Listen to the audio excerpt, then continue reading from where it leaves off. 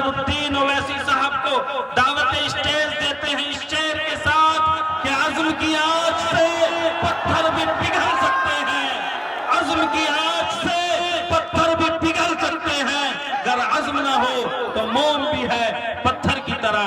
Barrister Asaduddin Owaisi साहब।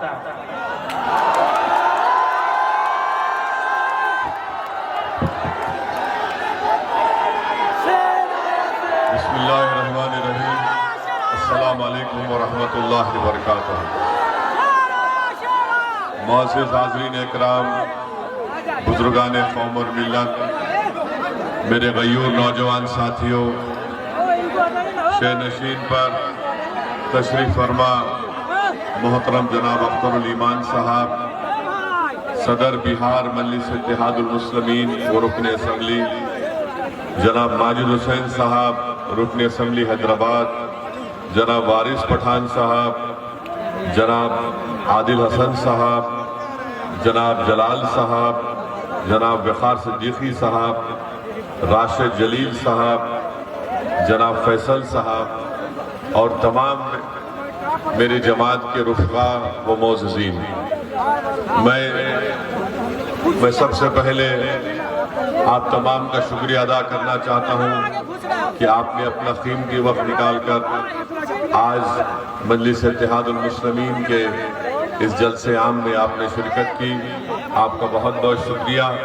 और मुझे इस बात का अंदाज़ा है कि बहुत ज़्यादा बारिश होने की बिना पर इस मैदान में अभी ज़मीन सूखी नहीं है, मगर आपकी मौजूदगी हमको इस बात का एक पैगाम देती है कि अल्हम्दुलिल्लाह मिथिलांचल में मजलिस इत्तेहादुल मुस्लिमीन की ज़मीन बड़ी मजबूत है और आप लोगों की मौजूदगी से इंशाअल्लाह ताला आने वाले विधानसभा में मुझे यकीन है कि मजलिस इत्तेहादुल मुस्लिमीन के उम्मीदवारों को आप अपने वोट से और अपने दुआओं से उसको देकर कामयाब और कामरान करेंगे।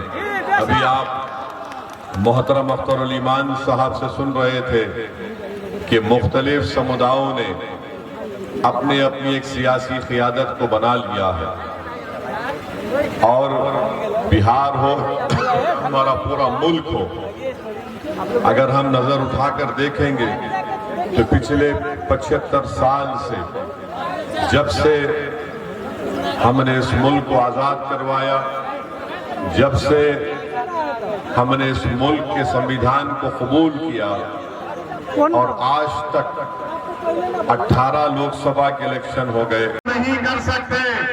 तुमको अगर बिहार में बीजेपी को रोकना है और बिहार में दोबारा मोदी और नीतीश कुमार की सरकार को अगर रोकना है तो तुमको ओवैसी और अख्तरुल ईमान का हाथ पकड़ना पड़ेगा। और अगर तुम नहीं पकड़ोगे तो हमको कोई फर्क नहीं पड़ता, हम तो सिर्फ वही कहेंगे कि हस्बुनल्लाहु निअमल वकील, हस्बुनल्लाहु निअमल वकील। लड़ना हमको सबसे बेहतरीन आता है, लड़ेंगे जरूर इंशाअल्लाह ताला।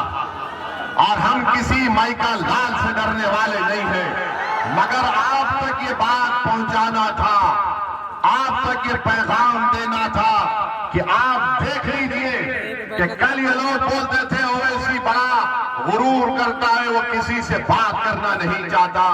अरे जालिमों, मैं तो हमेशा से तैयार था। अभी आज से 1 महीना पहले वाइस प्रेसिडेंट ऑफ इंडिया का इलेक्शन हुआ, नायब सदर जमहूरिया का। किसको वोट दिया ओवैसी ने? किसको वोट दिया ओवैसी ने? सुप्रीम कोर्ट के रिटायर्ड जज जस्टिस सुदर्शन रेड्डी साहब, जो इंडिया अलायंस के उम्मीदवार थे, हमसे बात की और कहा कि ओवैसी साहब आपका सपोर्ट चाहिए। हमने कहा सुदर्शन रेड्डी साहब, आप सुप्रीम कोर्ट के जज रह चुके हैं, हम बराबर साथ देंगे। हमारे तेलंगाना के मुख्यमंत्री रेवंत रेड्डी ने हमसे मिलकर कहा कि असद भाई साथ दो। किसको वोट दिया फिर आज तुम हम पे उंगली उठाते हो? दूसरी अहम बात मेरे अजीज दोस्तों और बुजुर्गों, आज नीतीश कुमार की सरकार के 20 साल किससे ज्यादा का वक्त हो चुका। अब ये हाल हो चुका है कि महिलाओं के पास 10-10 हजार रुपये डाल रहे हैं। हम ये पूछना चाहते हैं, अगर 7,000 दोस्तों और बुजुर्गों, भारत की पार्लियामेंट में मुसलमानों की आबादी के लिहाज से कम हमारे 50 से 55 MP जीत कर आना चाहिए था। मगर आज भारत की पार्लियामेंट में कितने हैं? 22 या 23 रुकने पार्लिमान है। अगर आज भारत की पार्लियामेंट में 50 से ज्यादा मुस्लिम अराकीन पार्लियामान होते, अगर मजलिस इत्तेहादुल मुस्लिमीन का एक MP नहीं होता, बल्कि मेरे साथ अगर अख्तरुल ईमान और इम्तियाज जलील साहब होते, आप अपने दिलों पर हाथ रखकर मेरी इस बात को सोचिए कि क्या नरेंद्र मोदी ऐसा कानून बनाता जिससे वक्फ की जायदादों को हमसे छीन सकता था क्या? मेरे भाई, आप नहीं में जवाब तो जरूर दे देंगे। मेरे भाई, आप नहीं में जवाब जरूर दे रहे हैं, मगर बताइए क्या ये जवाब इतना काफी है कि हम नहीं बोल दें? मेरे दोस्तों, हमको और आपको अपना मुहासिबा करना है, एक तब्दीली को पैदा करना है। हमको अपने वोट से अपने नेता को कामयाब करना है। और याद रखिए, मिथिलांचल की सरजमीन पर बसने वाली, इस तारीखी सरजमीन पर बसने वाली जनता के दरमियान मैं खड़े होकर कह रहा हूं, नेता तुम्हारे दरमियान से बनेगा। कोई नेता आसमान से नहीं आएगा, कोई जमीन के अंदर से निकल कर नहीं आएगा। एक मामूली सी आदमी को आपको अपना नेता बनाना पड़ेगा। देखो, यादवों का नेता, हर समाज का, ठाकुरों का, ब्राह्मण भाइयों का नेता है, भूमियारों का नेता है, EBC का नेता है, पसमानदा तबकात का नेता है, मांझी का नेता है, पासवान का नेता है, अरे सबका नेता है। अगर किसी का नेता नहीं है तो बिहार में 19% मुसलमानों का नेता नहीं है। ये सच्चाई है, इसको आपको कबूल करना पड़ेगा। और अगर कोई ये दिमाग में अपनी बात डालकर सोचता है, अरे भाई ये ओवैसी क्या कह रहा है, कैसा हम अपना नेता बनाएंगे?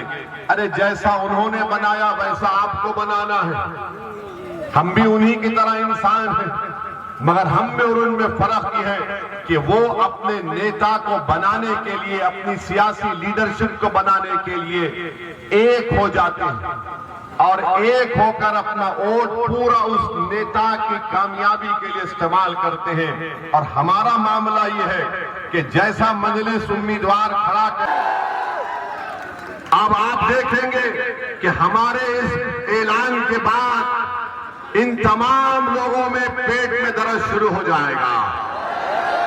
देखो, हमारा बेटा खड़ा है, हमारा भाई खड़ा है। मैं किसी का बेटा नहीं हूं, मैं किसी का भाई नहीं हूं। क्या ये जनता जो यहां खड़ी भी है, मेरा उनका खून का रिश्ता नहीं है, मगर जो बेटे, ठहरो, जो बेटे और अपने भाई की बात कर रहे हैं, अरे मेरा इस जनता से रिश्ता बहुत खून के रिश्ते से बड़ा है। वो रिश्ते को अल्लाह ने अपने कलमे की बुनियाद पर जोड़ दिया। और तुम आकर बोलोगे ऐसा कर, अरे तुम 2019-20 में मोदी का फोटो लगाकर भीख मांग रहे थे वोट के लिए, और आज तुम सेकुलरिज्म की बात करते हो। कभी अपने गिरबान में झांक कर देखो। मैं आपको बताने आया हूं कि अख्तरुल ईमान साहब ने, अख्तरुल, छोड़ दिए सर, छोड़ दीजिए, हमारा दीवाना है, छोड़ दीजिए,